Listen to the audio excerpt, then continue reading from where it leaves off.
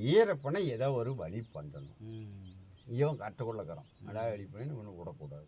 இவன் ஏதோ ஒன்று பண்ணிட்டுவான். நான் கோட்டியூர் நோம்பி வீரப்பனை அழைக்கிறாங்க.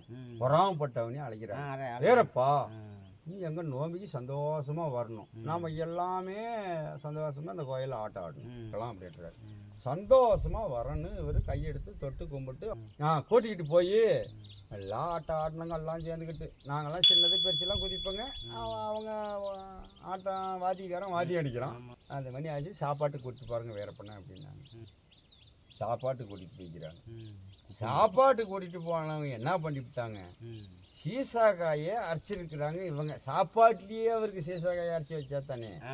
என்னம்மா ஆயா இந்த மாதிரி தான் கும்பிட்றாரு. முதுமறி வைத்தான் ஆயா 3 வாய் எடுத்து போட்டோம். இதுக்கு மேலே இதில் என்னமா இருக்குது, மண்ணை கலந்தாங்களா மருந்து கலந்தாங்களா இருக்குது. இந்த சுவாத்தை என்னால் சாப்பிட முடியல.